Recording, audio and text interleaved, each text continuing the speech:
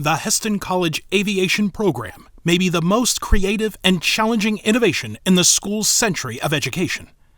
The launch required vision and courage, risk, flexibility, resilience, and creative financing. It took this and much more to translate an idea into 50 years of aviation excellence. Aviation started as an idea, of course. Dean Peyton Yoder conveyed the idea by inter-office memo to President Laban Peachy in June 1969. Yoder reported an out-of-the-blue phone call just a few days earlier from local alumnus Byron Yost. Yost was also the sales incentive supervisor for Wichita's Cessna Aircraft Company. Hesston and Cessna could build a viable partnership. The college could develop a flight training school, and Cessna had aircraft to sell. In 1966, Cessna was producing 3,000 Cessna 150s annually. But in 1969, a recession slowed production. In October, Yost and Cessna's college specialist in the air age education, Russell Watson, came to campus to explore possibilities and to recommend a course of study. The idea became a proposal to the Hesston College Board of Directors. The board approved the program, aided by an enthusiastic member, Sam Spiker, from Phoenix, Arizona, whose son was an aviation student. A 3-credit-hour course was offered in the fall and spring of 1970, with James Siegel from Sharon Springs, Kansas, as flight instructor, using a leased Cessna 150 based at the Newton Airport. It was a meager beginning, a prelude, a harbinger of what was to come. In the fall of 1971, Dave Forer, a pilot based at Ohio's Akron-Canton Airport, became the first director. With a strong recommendation through the well-connected Mennonite matrix, Dave came to campus for an interview. He was hired on the spot, starting from scratch and piecing things together. Director Forer started building a program. He recently recalled that the job was bigger than I was, and that he had more enthusiasm than knowledge. But he was idealistic and optimistic, and he had the backing of the administration.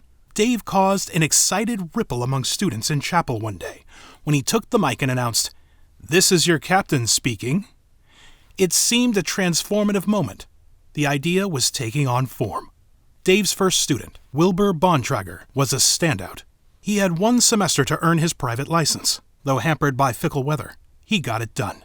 In recent years, Wilbur, his family, and the Jayco Company have contributed major dollars to Hesston College. Bontrager Center is one daily reminder of their generosity. 13 students enrolled in the fall and spring semesters of the 1971-72 academic year. It was a good start, but Forer reported that the substantial number enrolled in ground school could go nowhere without staff, equipment, and facilities. He predicted better days ahead, saying the decade of the 70s would be boom years, and he was right. He also believed that if the college owned and operated its own planes, the profits would support the training program. Through thick and thin, good weather and bad, and there was a lot of bad that first semester, aviation was off and running. Its boom years started in 1973, when Jake Friesen, chief flight instructor at Vincennes University in Indiana, joined the teaching team. Having taken advanced aviation training and aeronautical courses at the National Aviation Academy in Clearwater, Florida, he was well suited to lead Hesston's aviation. Friesen was a seminary grad, administrator, and a veteran of the civil rights movement in Mississippi. In summer 1966, Jake joined 2,000 Freedom Marchers, led by James Meredith and Martin Luther King Jr. When police used tear gas to disperse the crowd in Canton, Jake led the famed champion of liberty, Dr. King, to safety. Dave Forer was delighted when Jake joined him as a director and chief flight instructor. At the president's suggestion, Dave had visited Jake in Vincennes and hoped he would come. When he did, Dave quipped, "The big new thing this year is Jake Friesen." When Jake looked over the emerging program, he saw that Dave had little to work with. No aircraft, no hangar, no office at a hangar, and no FAA-approved curriculum. From his lonely office in Charles Hall, Dave arranged to rent aircraft at local airports for flight lessons. First at Newton, then McPherson, then back to Newton. For 2 years, he ran the wheels off of his little white Ford Falcon, transporting students to and from flying lessons. Jake submitted his observations and essential recommendations to Dean Clayton Byler and President Laban Peachy. When offered the job, Jake accepted on the condition that his recommendations be carried out. Without these changes, the program could not possibly succeed. Another condition was to work as a team with Dave Forer. On Thanksgiving weekend 1972, our family flew from Vincennes to Hesston here to spend the weekend at the invitation of Dean Byler. Dean Byler had called me to come to evaluate the Hesston College Aviation program. So as a result of that, I met with Laban Peachy and Dave Forer, the flight instructor at Hesston College. Then there was a question about money. We moved to Hesston in the summer of '74, and my contract was supposed to start in mid-August. Mid-August, I show up at the college with Laban Peachy, and I said, well, I'm here, and now we need money for our airplanes, and Dave and I have spec'd out a few airplanes and that we could probably buy, and that'd be good for the program. And Laban hands me a key and a list of names. He says, here's a list of donors, and here's a key for a college airplane. Start at the top of the list to go out, and you've got to collect the money to buy the airplane. And as a result, the first name on the list was Dewey Hostetler. So found out on the way to Harper, I was wondering, how did I ever get myself in this situation? Now I'm a money collector to support the college and buy aviation airplanes. The first name on the list was Dewey Hostetler, a farm machinery manufacturer in Harper, Kansas. The 70-mile journey to Harper gave Jake time to think. Visiting with Dewey was an interesting experience. He toured me through his factory, and then he came to the question, how much do you need? And I sort of knew the price of the airplane and how much money a previous donor had given to the college here. And so I knew how much money, and he pulls out his checkbook, writes out a check, hands it to me. We had our first airplane. Both Forer and Friesen appreciated the strong and steady support of college administrators, especially the president. When a college policy prevented the aviation's growth, President Peachy said, policies are made to guide progress, but if it blocks progress, we can change it. Peachy could also be unconventional. At one point, the president pressed so hard, Jake was afraid he would cause trouble for the college. Peachy said, get it done. I hired you because I trusted you. If the time comes when I can't trust you, I'll fire you. That same year, 1973, Dean Clayton Byler appointed physics professor Nelson Kilmer as associate academic dean. Kilmer was made responsible for aviation, among other programs. When Kilmer had come to Hesston to teach 2 years earlier, he wondered what Laban Peachy was up to. Local newspapers and the church press broadcast the news of Hesston aviation advances. With a grin and a nod to the weed culture of the 70s, Hutchinson News headlines its story, Hesston students get high. Since we're reporting on altitude, we'll leave the other to your imagination. News stories also touted Hesston's record-breaking enrollment of 453, 260 new, and 193 returning students. 79 were in aviation, 36 in the fall, and 43 in the spring term. Meanwhile, Friesen negotiated with Newton City County Airport for 2 T hangars and office space. What they got was a 20-foot Lark travel trailer, without electricity, parked at the airport, donated by company president Elmer Miller. Without complaint and ever resourceful, Dave and Jake plugged an extension cord into a nearby power source. They didn't get the hangars either. They had gained their first plane, a Cessna 150, and then another one. Then there was the matter of curriculum.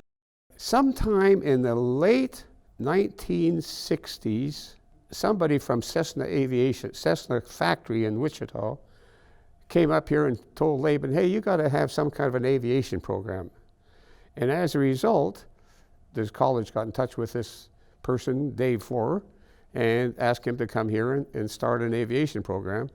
And so he was struggling, and he was saying, they don't really support me.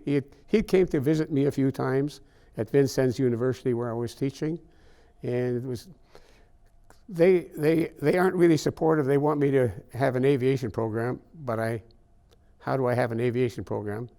And I wish you'd come to join us. And as a result, maybe that is why Clayton Byler gave me the call.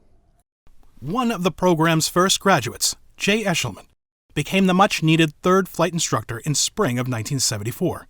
He also taught in satellite programs at Tabor and Bethel colleges. Moving on from Hesston in 1978, Jay went on to work for Botswana's health ministry and various Christian missions as pilot, mechanic, and program manager. He advanced to chief pilot and operations manager for various corporations.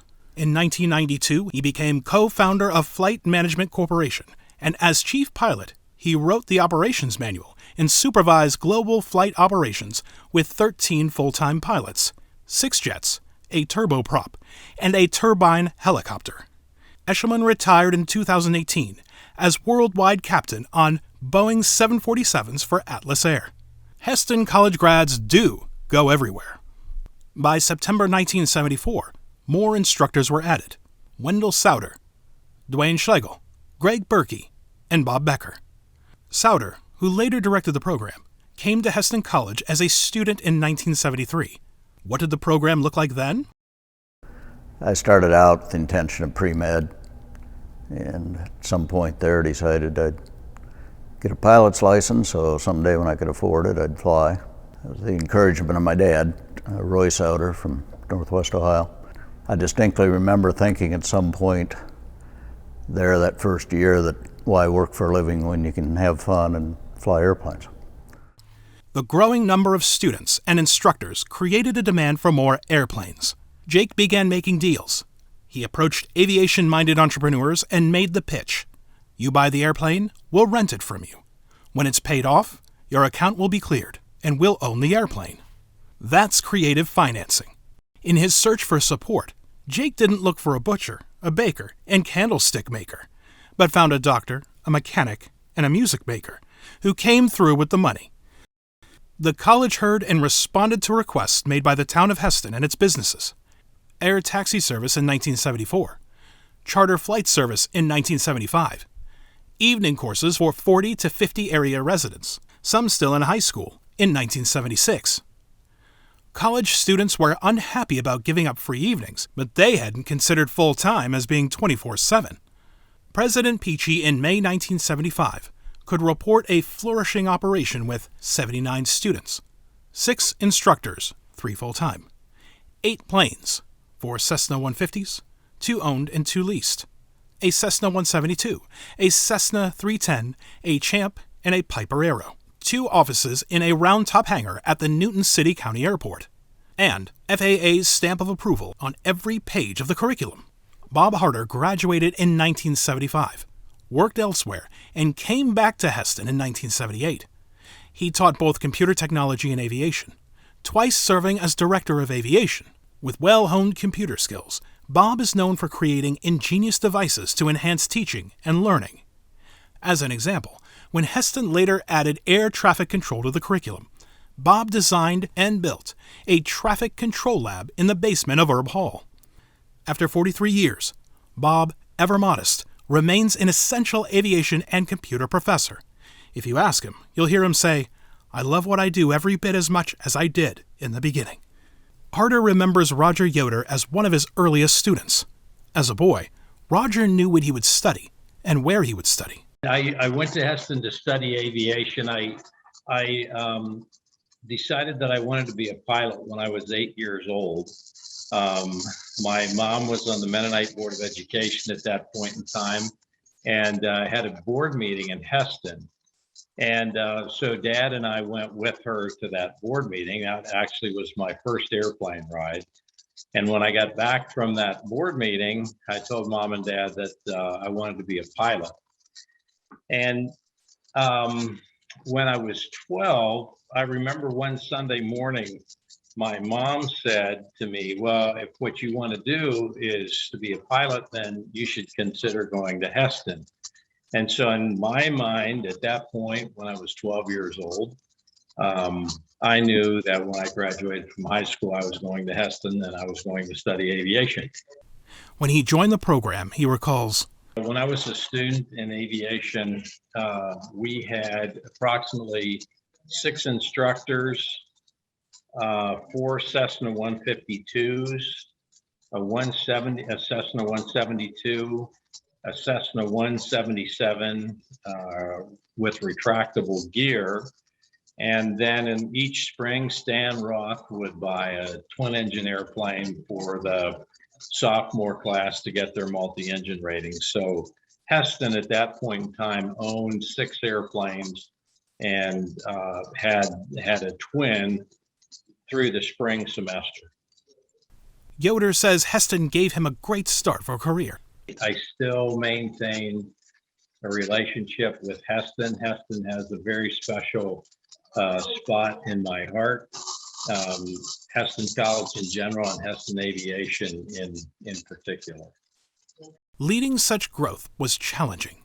Nelson Kilmer gives Jake Friesen a lot of credit, characterizing him as practical, perceptive, and an exceptional manager. Both Friesen and Kilmer kept a keen eye on expenses and income, hours of flying time, and the demand for more planes. Jake is a good manager, and he and I would sit down and plot out exactly how many hours we were getting on each plane and how many planes we needed. And I remember one time he came to the office and said, "We got so many students, we have to have another plane." So we worked out to rent another plane. But we always had enough income to cover those expenses from the fees that the students were paying. We also did not only college student instruction, we did community instruction as well. And that was a portion of the overall income came from students in the community flying, learning to fly as well as the college students. So it was a balancing act to keep all that balanced together, but we actually were able to acquire the airplanes and finance them and pay for them basically out of the revenue we generated without college putting additional money in. We were able to be, the program was self-sufficient in terms of income and expense. At the end of 1977, during momentous growth, President Peachy asked the FAA for a written evaluation of the program. How are we doing? The FAA returned a glowing report on April 7, 1978, citing exceptional leadership, well-qualified instructors, well-crafted curriculum, and positive working relationships everywhere. In the past year, all 46 students at various levels had passed certification exams on the first attempt. With the national average pass rate at 67%, Hesston's rate of 100% was a shining example of quality and distinction. When Hesston College Aviation got off the ground in 1971, it set the stage for high achievement and future success. There was much more to come.